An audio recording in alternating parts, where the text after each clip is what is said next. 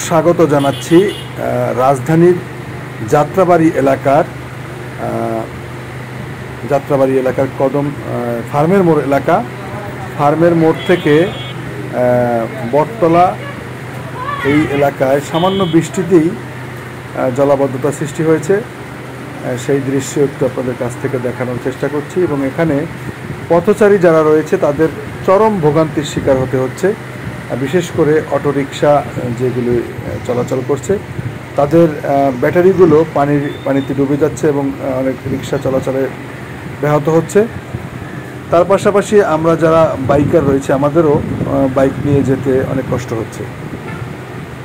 তবুও আমরা এলাকার পরিস্থিতি পর্যবেক্ষণ করার জন্য বের হয়েছি, সরজমিনে দেখার জন্য, এবং সাথে আপনাদেরকেও দেখাবো যে এই এলাকাটি একটু এমনিতেই নিচু এলাকা।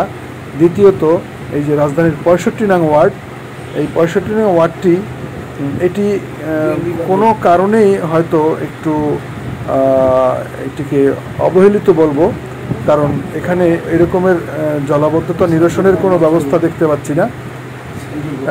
এখানকার যে জলাবদ্ধতা সৃষ্টি হয় এটি নিরসনের জন্য কোনো উদ্যোগও তেমন একটা আমাদের দেখতে পাচ্ছি না। এই বিষয়ে আমরা স্থানীয় কাউন্সিলরের দৃষ্টি আকর্ষণ করছি।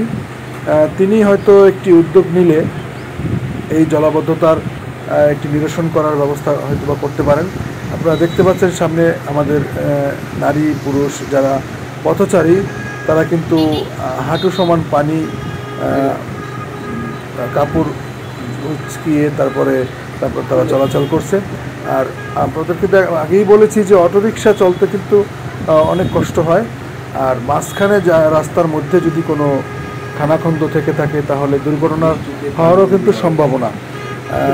এই যে সুন্দর সুন্দর মার্কেট রয়েছে, এখানে হাসপাতাল রয়েছে, এরপর ক্লিনিক রয়েছে, সেই সব কিন্তু এই রাস্তা দিয়েই মানুষ আসা যাওয়া করে, রোগী নেওয়া আসা করে, অ্যাম্বুলেন্স এই রাস্তা দিয়ে আসে, গাড়ি এখান থেকেই চলে। কিন্তু এই পানির কারণে সামান্য বৃষ্টিতে কিন্তু একদম এরকম পানিতে ডুবে যায় এবং তার সাথে যে ড্রেনের ময়লা আবর্জনা এবং দুর্গন্ধযুক্ত পানি সেটি কিন্তু মিশে গিয়েছে। এতে কিন্তু মানুষের জনজীবন একদম দুর্বিষহ জীবনযাপন হচ্ছে। এটি থেকে বিভিন্ন ধরনের চর্মরোগ বা অন্যান্য রোগ হতে পারে। এছাড়া স্কুলগামী শিক্ষার্থী যারা আজকে ছুটির দিন, যদি এই পানি শুকিয়ে না যায় দু একদিনের মধ্যে, তাহলে স্কুলগামী যে কোমলমতি শিক্ষার্থীরা রয়েছে সেই শিক্ষার্থীদের কিন্তু এই যে চলাচলে বিঘ্ন হবে বলে আমার মনে হচ্ছে। আর তারই পাশাপাশি যে যান চলাচলে, যে কোনো গাড়ি চলাচলে সমস্যা হবে। ধন্যবাদ সকলকে।